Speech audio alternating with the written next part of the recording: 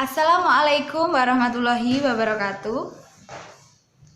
Perkenalkan, nama saya Lasmiasih, nomor induk mahasiswa 12210183044 dari jurusan Tadris Bahasa Indonesia kelas 4A. Assalamualaikum warahmatullahi wabarakatuh.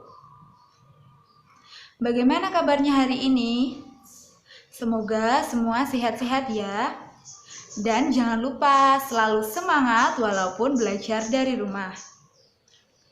Langsung saja ya, kita mulai pelajaran pada hari ini.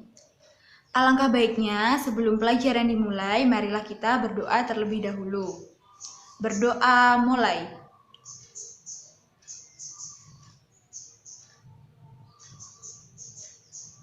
Berdoa selesai. Nah, materi kita pada hari ini adalah tentang berita. Ada yang tahu berita itu apa? Assalamualaikum warahmatullahi wabarakatuh. Bagaimana kabarnya hari ini? Semoga baik-baik saja ya. Dan jangan lupa selalu semangat walaupun belajar dari rumah. Nah, langsung saja. Sebelum kita mengawali materi pada hari ini, alangkah baiknya kita berdoa terlebih dahulu. Berdoa mulai.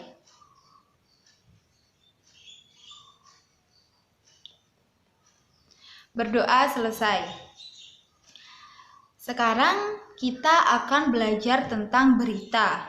Metode yang saya gunakan untuk menyampaikan materi tentang teks berita ini, saya beri nama metode STUB, yaitu simak, tulis, bicara.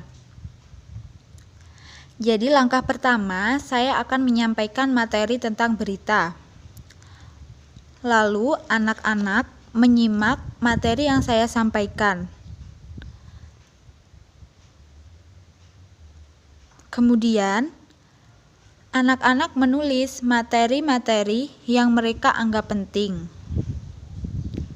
Setelah itu, saya akan memberikan tugas, dan tugas itu nantinya harus disampaikan oleh anak-anak dengan cara berbicara. Berita. Berita adalah laporan tercepat mengenai fakta atau ide terbaru tentang peristiwa yang menarik dan masih hangat yang penting bagi sebagian besar halayak. Biasanya, berita disampaikan melalui media berkala seperti surat kabar, radio, televisi, atau media online internet. Jenis-jenis berita. Yang pertama, berita langsung. Berita ini biasanya memiliki ciri di mana disampaikan dalam bentuk yang lebih ringkas, langsung, fokus, dan juga lugas. Isinya juga berupa berbagai macam jenis fakta dan juga data peristiwa yang sedang hangat terjadi di masyarakat. Jenis berita ini biasanya langsung berada pada halaman pertama pada surat kabar, sebab sifatnya yang sangat informatif. Yang kedua, berita opini. Opini memang tidak sama dengan yang namanya berita. Tetapi, berita juga dapat berupa opini yang dikatakan dengan opini news. Berita ini bersumber dari pendapat berbagai macam jenis opini orang lain mengenai sebuah peristiwa tertentu. Contohnya seperti maraknya terjadi peredaran narkoba di sebuah daerah. Yang ketiga, berita interpretasi. Jenis berita ini merupakan pengembangan dari berita langsung, tetapi yang membedakannya ialah dengan dilengkapi berbagai informasi yang mendukung isu tersebut. Contohnya seperti pengamatan, akademis, dan sebagainya. Yang keempat, berita mendalam.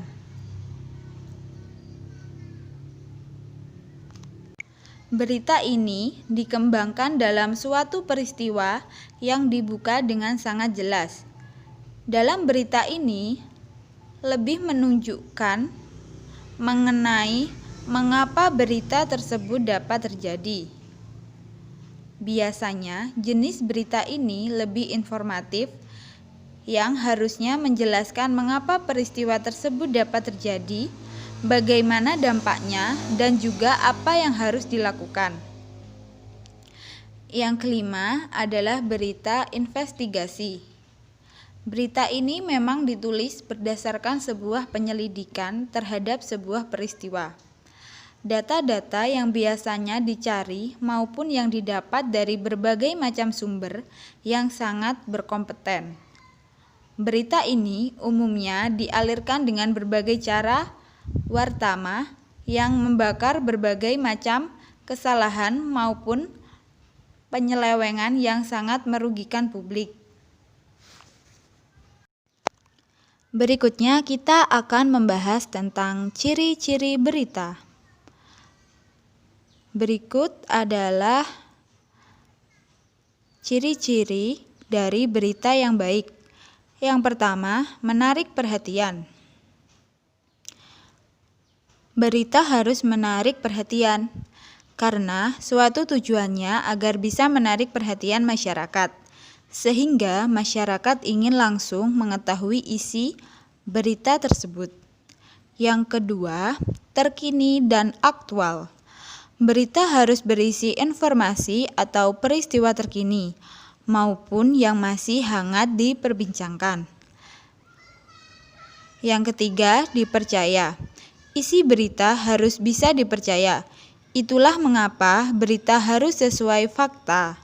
Jadi, tidak boleh mengada-ngada. Yang keempat, jelas dan menggunakan kalimat yang sederhana. Isi berita yang baik yakni harus jelas, tidak boleh berbelit-belit, dan juga kalimat yang dipakainya harus yang sederhana agar mudah dimengerti dan dipahami.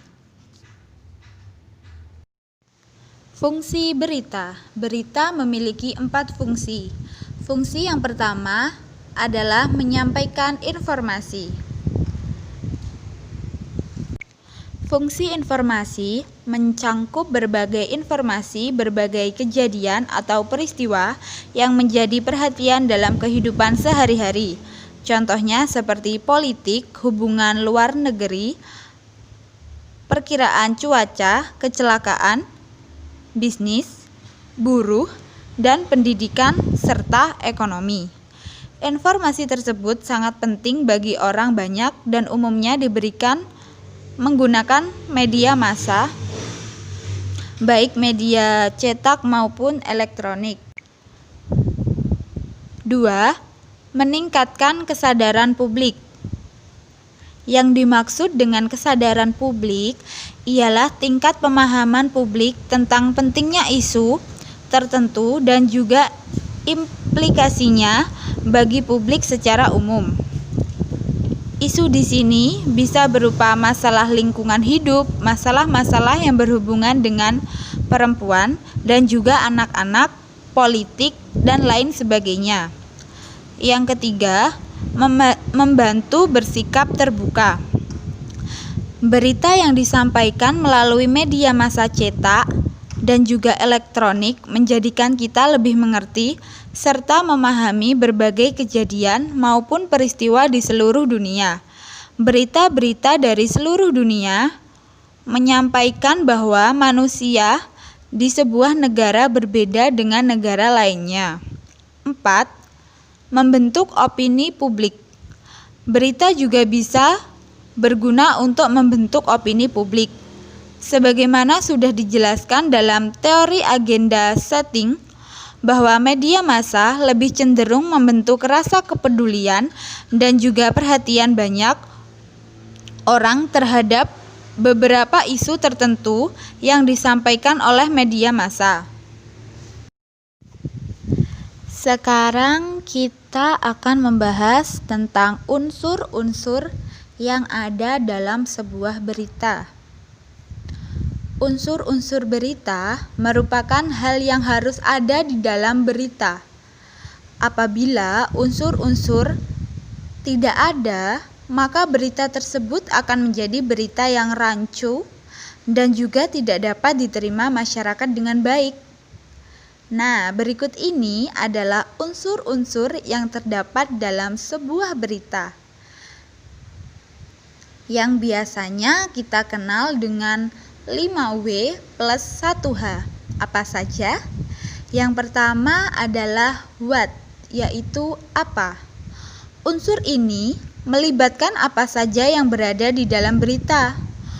Unsur apa dalam berita umumnya membahas mengenai peristiwa yang sedang hangat-hangatnya perbincangan di tengah masyarakat. Membuat berita tidak asal mengukarakan isi hati. Contohnya seperti karangan naratif. Akan tetapi harus mempertanggungjawabkan kebenarannya. Oleh sebab itu, berita harus membahas sesuatu yang kebenarannya tidak dibuktikan sehingga tidak menimbulkan keresahan dalam masyarakat. Yang kedua, who, yaitu siapa.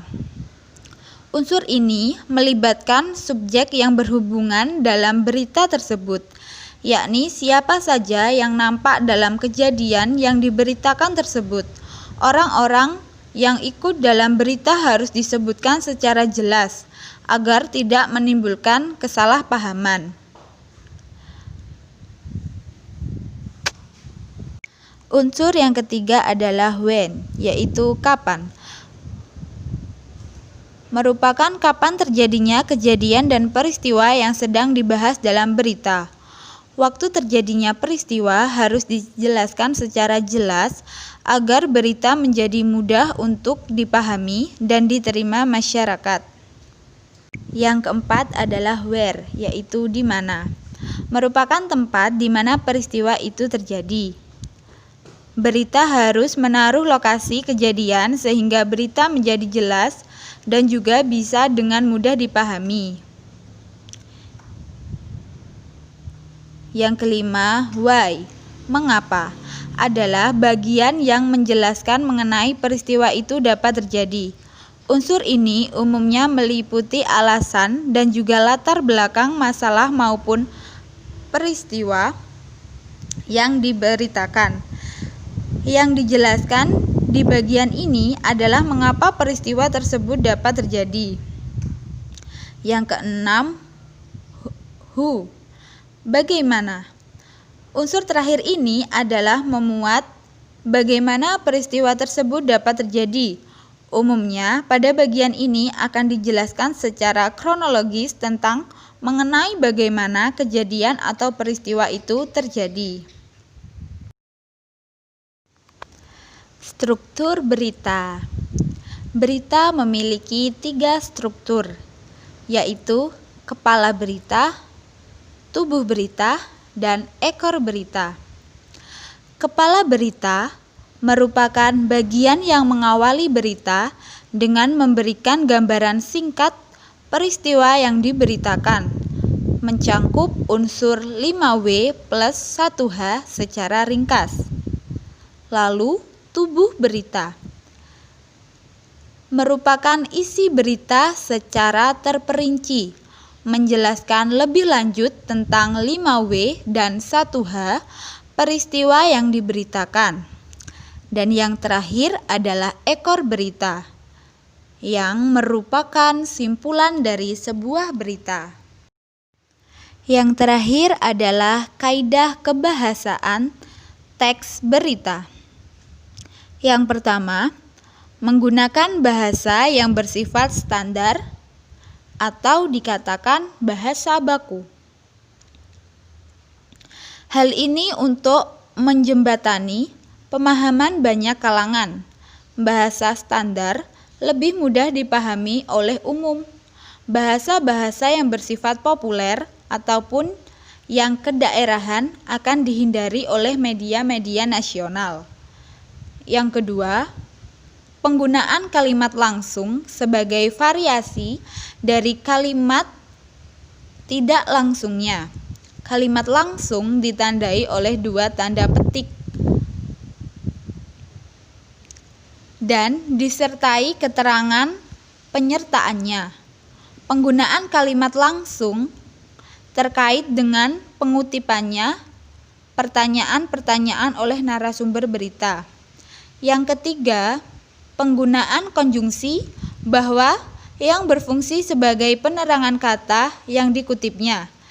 Hal itu berkaitan dengan pengubahan bentuk kalimat langsung menjadi kalimat tidak langsung.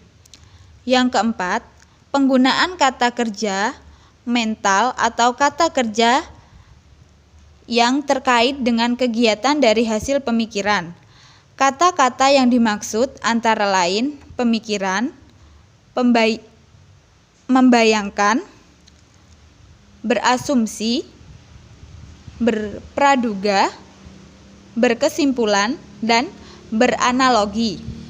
Yang kelima, menggunakan fungsi keterangan waktu dan tempat sebagai konsekuensi dari perlunya kelengkapan suatu berita yang mencangkup unsur kapan dan di mana.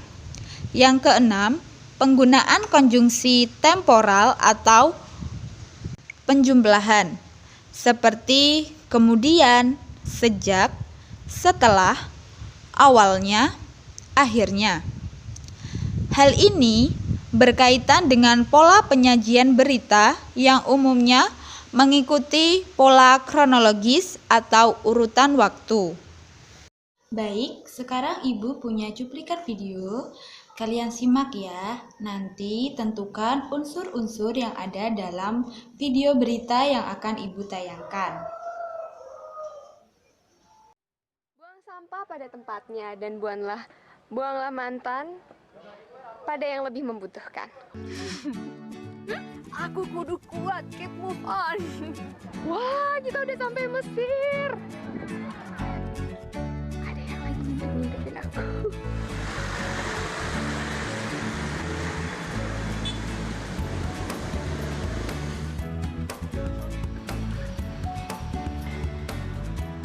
Jika mendatangi tempat wisata, hal wajib yang dilakukan adalah berfoto. Nah, di sini selain terdapat banyak spot foto yang instagramable, kita juga bisa menyaksikan langsung batuan yang merupakan pecahan dari hasil ledakan gunung api purba jutaan tahun yang lalu. Itulah kenapa namanya disebut sebagai 1000 Batu Songgolangit.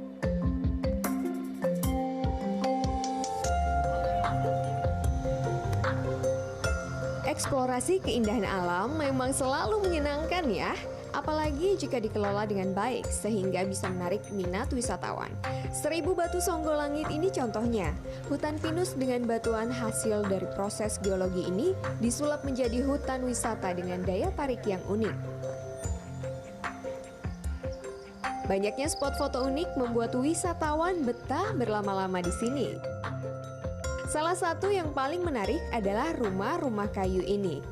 Jumlah 3 pilar dari rumah ini menunjukkan 3 komponen penting dalam hidup manusia, yaitu hubungan manusia dengan Tuhan dan dengan alam. Bahkan nama wisata Songgolangit ini ternyata sudah terkenal loh sampai negeri jiran. Tahu tempat sini dari mana? Kami banyak tengok blog-blog orang di internet dan kami memang cari tempat-tempat untuk datang melancong. Jadi sini nampak cantik, kami datang ke sini. Oh, karena cantik, buat di-upload di Instagram. Wah, ini juga yang banyak nih. Dijadiin tempat buat selfie-selfie, buat foto-foto. Nah, itu salah satu lokasi foto favorit di sini. Ada yang lagi ngintip-ngintipin aku. Dia ngintip di balik pohon. Dari Mangunan, sekarang kita lanjutkan perjalanan untuk mengeksplor wisata di sekitar kaki Gunung Merapi. Anda berencana libur ke luar negeri? Entar dulu, di Indonesia juga ada nih satu kawasan yang bisa memungkinkan Anda menjelajah berbagai negara di belahan dunia. Nggak percaya? Ikutin saya. Begitu memasuki taman ini, suasana yang ramah bagi keluarga langsung terasa. Di lahan seluas 9 hektar ini terdapat berbagai fasilitas memadai untuk liburan bersama keluarga. Tapi yang paling menarik perhatian tentu saja ini, The World Landmark atau bangunan-bangunan khas dari berbagai negara.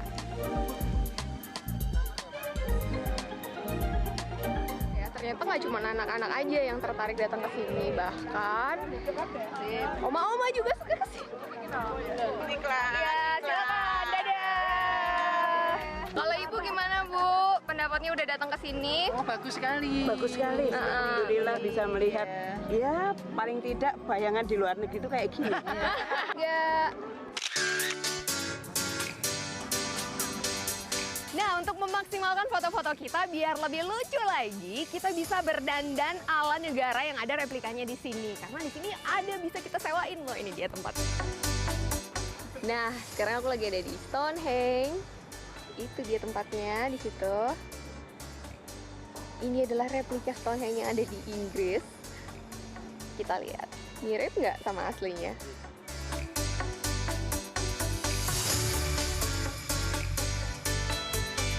Ada cerita di balik dibangunnya Stonehenge ala Inggris ini di sini. Jadi erupsi Merapi terakhir itu membuat perkampungan di sekitar lereng Gunung Merapi, di kaki Gunung Merapi ini banyak yang kehilangan rumah, banyak yang kehilangan mata pencaharian juga.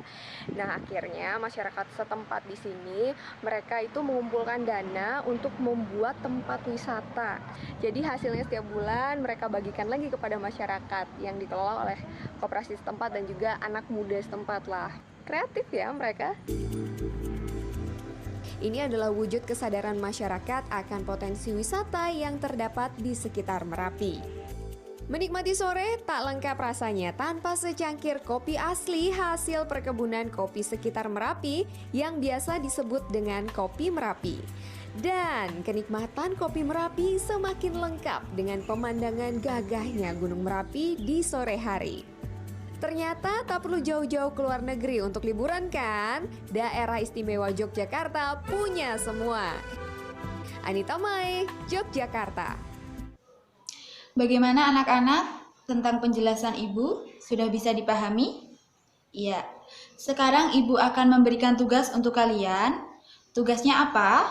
Tugasnya adalah membuat berita tentang COVID-19 yang ada di daerah kalian masing-masing. Lalu, di berita itu harus terdapat unsur-unsur 5W plus 1H. Untuk pengiriman tugasnya, nanti kirimkan ke email saya yang ada di sini. Batas pengumpulan, saya beri waktu 5 hari dari sekarang. Nah, sudah selesai materi kita. Ibu akhiri, semoga materi kita pada hari ini bisa bermanfaat dan ilmu yang kita dapat bisa.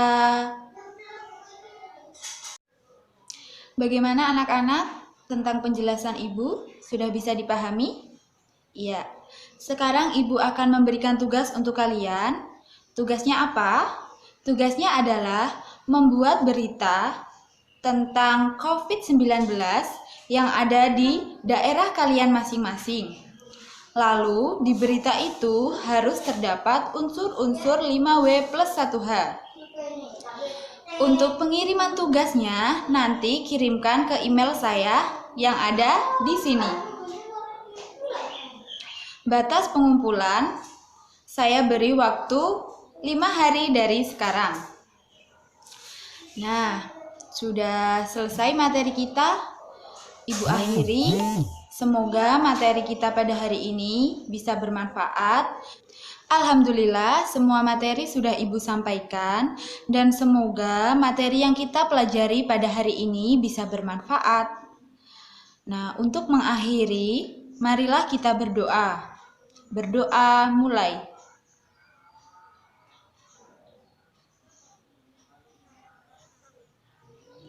Berdoa selesai. Anak-anak tetap jaga kesehatan ya. Ibu akhiri, wassalamualaikum warahmatullahi wabarakatuh.